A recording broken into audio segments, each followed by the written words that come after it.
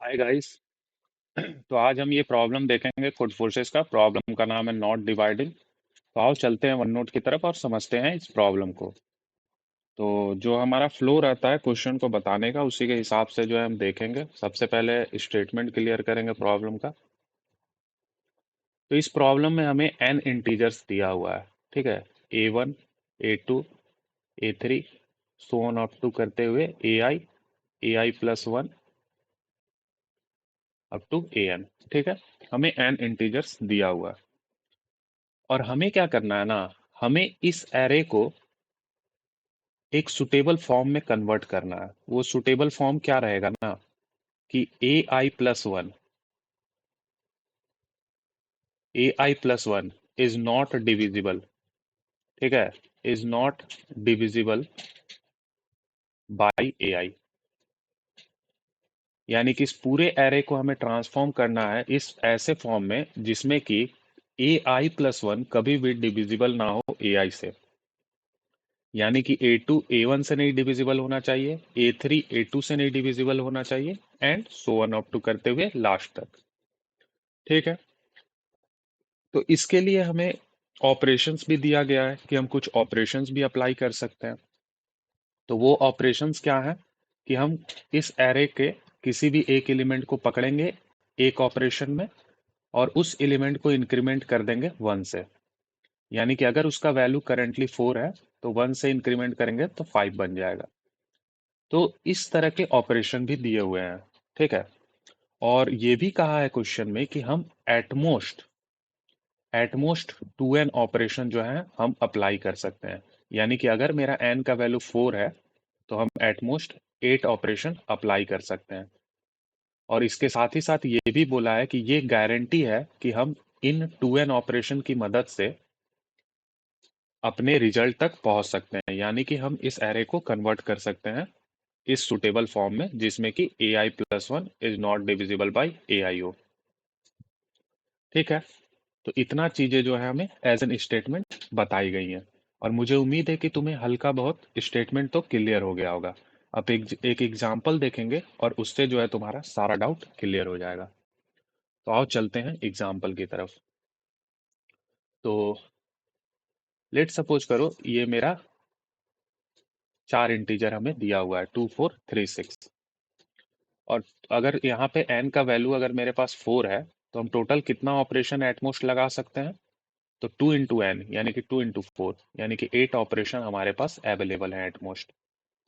और हमें इस एरे को कन्वर्ट करना है ताकि AI प्लस वन डिविजिबल ना हो AI से। तो अगर तुम करंटली देखोगे ये जीरोथ इंडेक्स के लिए, तो जीरोथ इंडेक्स के लिए इसका I+1 वाला कौन सा होगा, तो 0+1 यानी कि वनएथ इंडेक्स। तो A ऑफ 1 अगर तुम देखोगे तो डिविजिबल हो जा रहा है A ऑफ 0 से, ठीक है। और डिविजिबल का मतलब क्या है कि रिमाइंडर 0 आ जाएगा, तो ये मॉडुलो ऑपरेटर से हम लोग रिमाइंडर निकाल रहे हैं। तो वही चीज हमने यहाँ लिखा है, ठीक है।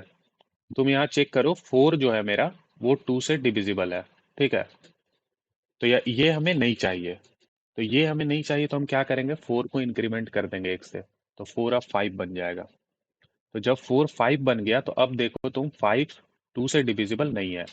तो यानी कि इन दोनों का तो हमने चेक कर लिया। अब आते हैं 3 की तरफ। तो क्या 3 डिविजिबल है 5 से, क्योंकि 3 के पीछे क्या है, 5 है। अब 4 नहीं है, 4 अपडेट हो गया है 5 से। तो 3 के पीछे 5 है। तो क्या 3 डिविजिबल है 5 से, नहीं है। तो ठीक है, यही हमें चाहिए। अब हम मूव कर जाएंगे यहाँ पर, ठीक है। और इसके लिए इसके आगे वाला को चेक करेंगे। तो क्या 6 डिविजिबल है 3 से, हाँ है डिविजिबल। तो यानी कि 6 को हम इंक्रीमेंट करके 7 कर देंगे, ठीक है। तो इसका मेरा आउटपुट क्या आ गया, इसका मेरा आउटपुट आ गया 2 5 3 7। और हमने कितना टाइम्स ऑपरेशन लगाया, तो एक तो 4 को चेंज किए और एक 6 को चेंज किए, तो 2 ऑपरेशन लगा। यानी कि 2 ऑपरेशन में ही हम जो है ये रिजल्ट तक पहुंच गए। और इसमें अगर तुम चेक करोगे तो कोई भी AI+1 डिविजिबल नहीं है AI से। तो ये जो है हमें एट द एंड आउटपुट देना है, ठीक है। तो ये मेरा इस वाले इनपुट के लिए आंसर हो गया। अब इसमें बहुत सारा मल्टीपल आंसर एग्जिस्ट कर सकता है, तुम्हें कोई भी एक देना है, ठीक है। तो यही है हमारा सवाल। तो इसकी लॉजिक को हम बहुत अच्छे तरीके से समझेंगे, ठीक है। हमें कुछ भी रटना नहीं है, हमें हर चीज़ समझना है, ताकि आगे कभी भी कोई भी इस तरह का प्रॉब्लम आए तो वहाँ पे हम इन चीज़ों को अप्लाई कर सकें। तो देखो, सबसे बेसिक से चलते हैं। तुम मुझे बताओ कि अगर 2 है, 2 अगर किसी नंबर को डिवाइड करता है, ठीक है? कोई भी लेट सपोज करो नंबर है, लेट सपोज करो अभी 4 ही है। तो 2 अगर 4 को डिवाइड करता है तो रिमाइंडर क्या आता है? 0, है ना? क्योंकि 4 डिविजिबल है 2 से, तो रिमाइंडर 0। ऑब्वियस चीज़ है। और अगर 2 अगर मेरा 5 को अगर डिवाइड करता है तो क्या रिमाइंडर आता है? 1, ठीक है? अगर 2 मेरा 6 को डिवाइड करता है तो क्या रिमाइंडर आता है? अगेन 0। अगर मेरा 2 7 को डिवाइड करता है तो क्या रिमाइंडर आता है? अगेन 1। यानी कि हमें ये पता चला कि 2 का दो ही रिमाइंडर पॉसिबल है, 0 और 1। ठीक है? ये तो एकदम ऑब्वियस चीज है, यहाँ हमने कुछ भी हार्ड नहीं देखा है।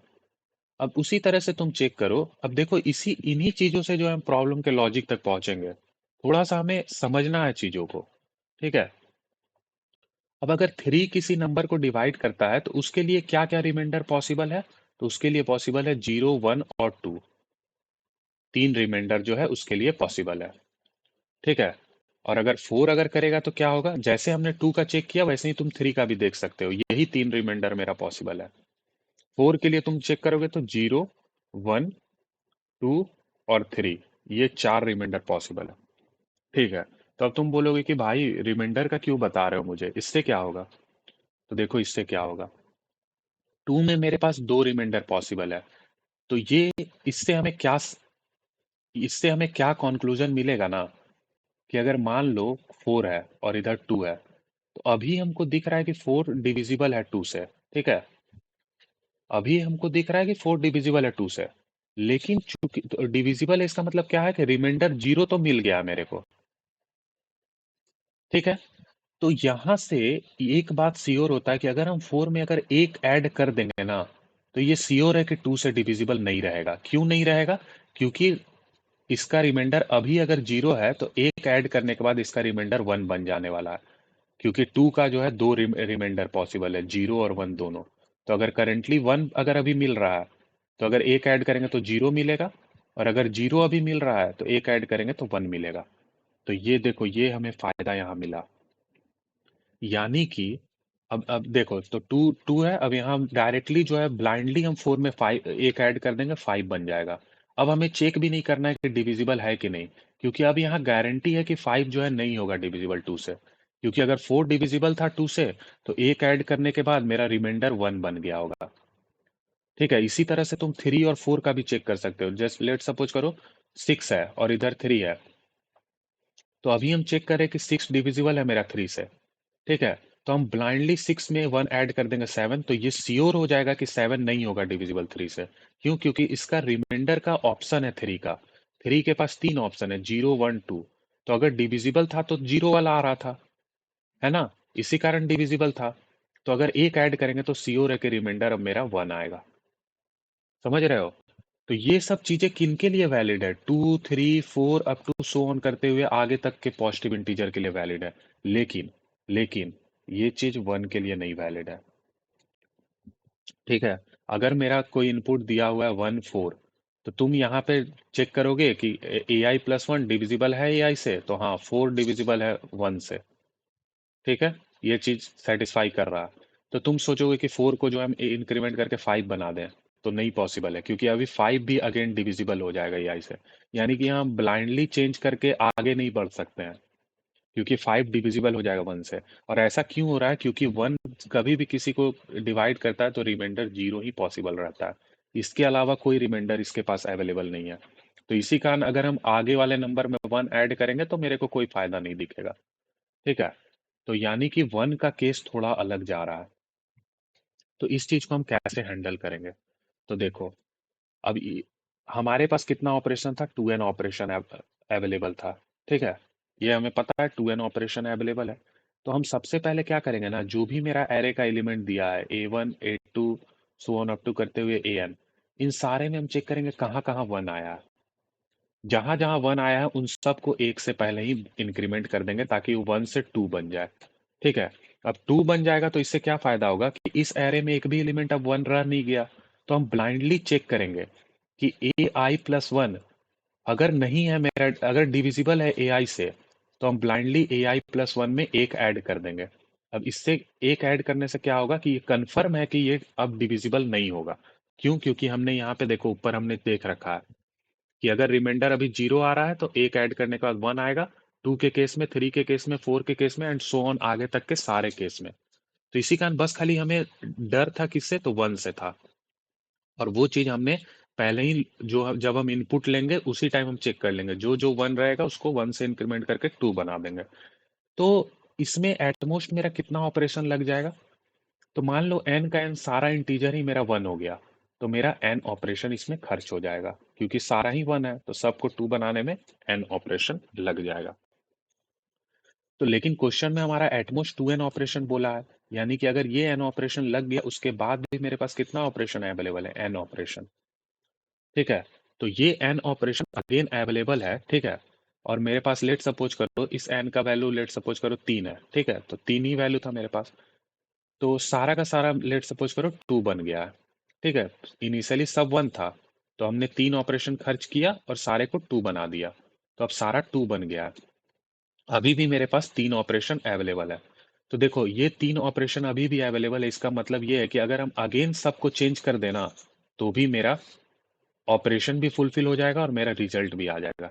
यानी कि जो ऑपरेशन दिया है वो मेरे पास सफिशियंट है। हम पहले ट्रैवर्स करके 1 को 2 में चेंज कर देंगे और उसके बाद अगेन हम एन ऑपरेशन लगा सकते हैं। तो ये पहले हमें समझना है कि यहाँ पे ऑपरेशन एकदम सफिशियंट दिया हुआ है, ऑपरेशन का हमें कोई लॉस नहीं होगा। ठीक है, ऑपरेशन मेरे लिए सफिशियंट है।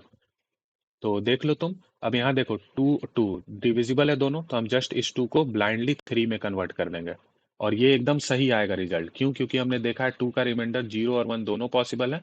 तो करंटली अगर 0 आ रहा है तो 1 ऐड करने के बाद श्योर है कि 1 आएगा, और इसका मतलब ये है कि वो नंबर 2 से डिविजिबल अब नहीं है। ठीक है, तो 3 में कन्वर्ट हो गया। अगेन यहाँ चेक करो 3 और 2 में, तो ये डिविजिबल नहीं है, तो देखो एक ही ऑपरेशन मेरा लगा। अब लेट सपोज करो अगर एन ऑपरेशन लग भी जाता तो भी मेरे दिक्कत नहीं होता, क्योंकि मेरे पास एन ऑपरेशन अभी भी अवेलेबल था एक 1 को 2 में चेंज करने के बाद। ठीक है, तो यही है हमारा लॉजिक इस प्रॉब्लम का। तो एक बार मैं इसे अब कंक्लूड कर देता हूँ क्या मैंने कहा। हम सिंपल सा काम करेंगे, हम सबसे पहले एरे में जब इनपुट लेंगे तो चेक कर लेंगे कहाँ कहाँ 1 है, उन सारे को कन्वर्ट कर देंगे 2 में। अब एक बार मेरा 2 में कन्वर्ट हो गया, ठीक है, लेट सपोज करो वही वाला जो ऊपर वाला हमारा इनपुट था 2436। ठीक है, तो यहाँ पे अब एक भी 1 नहीं तुम्हें दिख रहा, सारा जो है, मान लो कि कुछ 1 था इनिशियली अवेलेबल, उसको हमने चेंज किया तो ये इस तरह का बन गया। ठीक है, तो अब हम क्या करेंगे, अब हम यहाँ से चेक करना चालू करेंगे। आई इक्वल टू 0 पे हम रहेंगे तो हम आगे वाला को चेक करेंगे क्या ये डिविजिबल हो रहा है 2 से। अगर हो रहा है तो हम ब्लाइंडली इसको 5 कर देंगे। ठीक है, और अब हमें पीछे चेक ही नहीं करना, अब हमें डायरेक्ट आगे बढ़ जाना है। ठीक है, क्योंकि अब ये गारंटी है कि ये सेटिस्फाई कर रहा होगा, क्योंकि एक भी नंबर यहाँ 1 नहीं है। और दिक्कत क्यों आ रहा था 1 से, तो 1 से दिक्कत ऐसे आ रहा था कि लेट सपोज करो 1 4 है, तो 1 डिविजिबल था 4 से। ठीक है, तो हम अगर 4 को 5 कर देते ना तो दिक्कत होता, क्योंकि अभी भी 5 डिविजिबल है 1 से।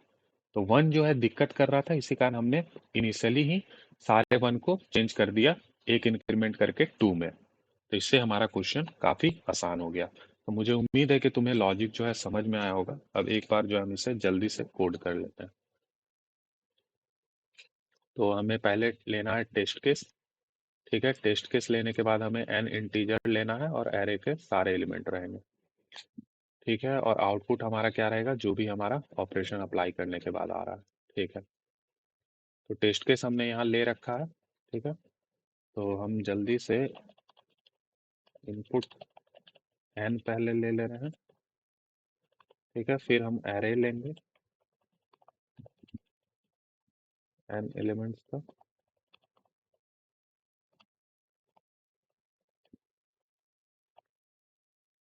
ठीक है, अब हम यहाँ चेक कर लेंगे कि अगर मेरा वो वैल्यू 1 है तो अभी ही तुम इंक्रीमेंट हो जाओ। ठीक है, ताकि हमें फिर आगे एक और लूप लगा करके ना उन चीजों को चेंज चेंज करना पड़े। तो ये मेरा 1, अब यानी कि अब फुलफिल हम कर गए हैं कि मेरा एरे में एक भी 1 नहीं है। तो जस्ट अब हमारा लॉजिक जो हमने देखा है कि हम i इक्वल टू 0 से चलेंगे, ठीक है, और आगे वाले को चेक करना है तो i less than n minus one ही तक हम जाएंगे, ताकि मेरा बाहर ना चला जाए, ठीक है। अब हम नॉर्मल चेक करेंगे कि क्या ए आई प्लस वन डिविजिबल है ए आई से, तो मॉडुलो ऑपरेटर से हमें पता चल जाएगा। अगर ये डिविजिबल है तो कुछ मत करो, ए आई प्लस वन को जो है एक से बढ़ा दो, ठीक है। एक बार जब सारा ये चीज हो गया तो बस तुम मेरे एरे को आउटपुट दे दो।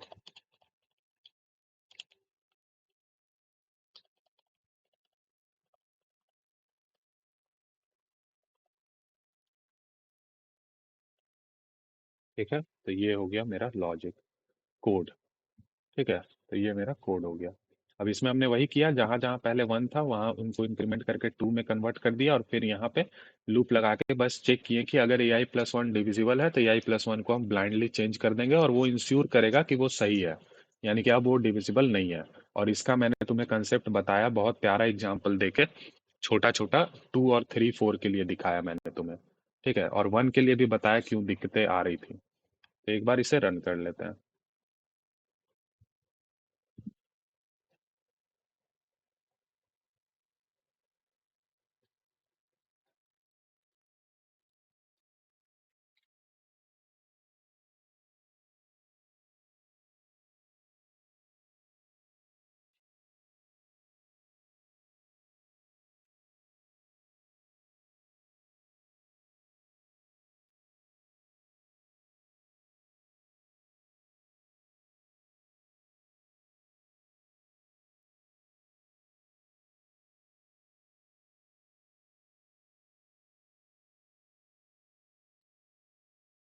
हाँ, तो तुम देखो ये हमारा आउटपुट जो है यहाँ टेस्ट केस फेल कर गया, ठीक है, लेकिन कोई दिक्कत नहीं है, जैसा कि मैंने तुम्हें बताया कि यहाँ मल्टीपल आंसर एग्जिस्ट कर रहा है, ठीक है। तो आओ एक बार इसे सबमिट करके ही देख लेते हैं।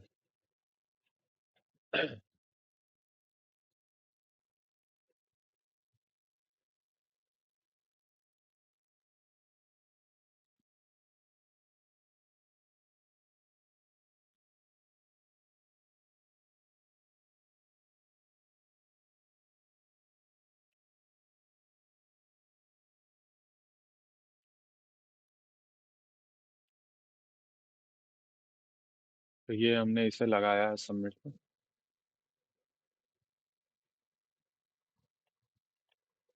और ये तुम देख सकते हो नॉट डिवाइडिंग एक्सेप्टेड, ठीक है। तो गाइस मुझे उम्मीद है कि तुम्हें ये प्रॉब्लम समझ में आया होगा। अब एक बार टाइम कॉम्प्लेक्सिटी और स्पेस कॉम्प्लेक्सिटी देख लेते हैं फॉर ईच टेस्ट केस। तो यहाँ हमने एन का लूप लगा करके सारा का सारा एरे के एलिमेंट को इनपुट लिया है, और यहाँ एन का लूप लगा करके हमने चेक किया है कि ए आई प्लस वन डिविजिबल है कि नहीं। तो मेरा ओवरऑल टाइम कॉम्प्लेक्सिटी तो बिग ऑफ एन जा रहा है, ठीक है। और स्पेस कॉम्प्लेक्सिटी अगर तुम देखोगे तो ये एन एलिमेंट को हमने स्टोर किया है एन साइज के वेक्टर में, तो स्पेस कॉम्प्लेक्सिटी मेरा बिग ऑफ एन हो जाएगा, यानी कि time complexity and space complexity दोनों बिग ऑफ एन है फॉर ईच टेस्ट केसेस। सो अगर अगर गाइस तुम्हारा कुछ डाउट रह गया हो तो तुम कमेंट कर लेना। So thank you guys.